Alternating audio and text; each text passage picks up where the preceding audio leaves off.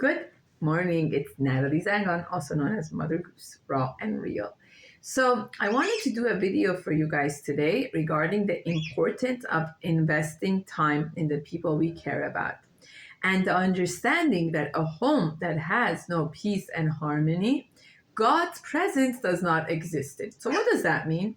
A home can keep tzniut, halacha, Shabbat, kosher, the list goes on and on. The minute there is fighting and arguing and yelling and disputing in an inappropriate way, God's presence leave that house. So what does that mean? That when there is peace and serenity between a husband and wife, a father and a mother, where there is love, respect, a respectful relationship, and appreciation, you're welcoming God's presence. God's most important attribute is He wants to be in a peaceful home. So even if you're keeping all the halachot, all the mitzvot, all the commandments of the Torah, but you are not getting along as a husband and wife, you're missing the point. Which keeps going back the importance of emotional intelligence. How can I better learn about my emotional feelings, my emotional experiences, my emotional needs? How can I better understand what's going on for me, navigate it, deal with it? How can I deal with my spouses?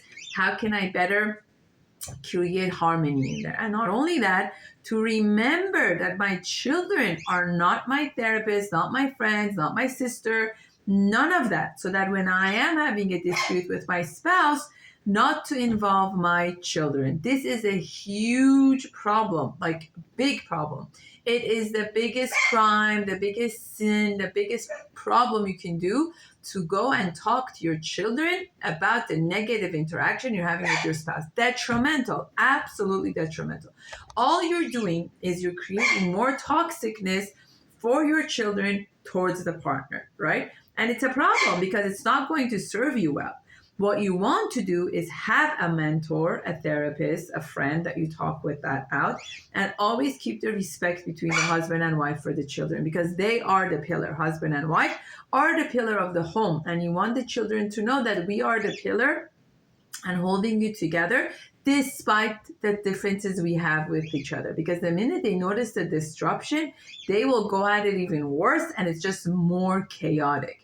What you want to do instead is to keep the hierarchy of me and Abba are here, and then it's the rest of you guys. We are on top, and then the rest of you guys, despite the differences you're having. Because no matter what, you're the father and the mother. No matter what, you are the parents of these children.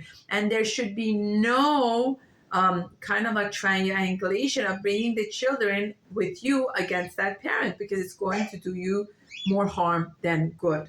Where instead, it should be ways for us to work this out, and also teaching children about conflict resolution, respect, appreciation. And if we want to raise children that become like Yosef HaTzadik and Rachel, we need to learn about the importance of investing time and energy and love and respect and appreciation for our children. And that is how you raise Yosef HaTzadik. If you don't invest that time and energy, you won't. That's just how it works. So the more you work on creating that, the better it is. And another reality is, as much as I love my kids, kids don't usually love their parents as much as parents love their kids, because we invest more time in our children. And love does not mean control. Let me say that again. If I love my kids, does not mean I'm allowed to control them.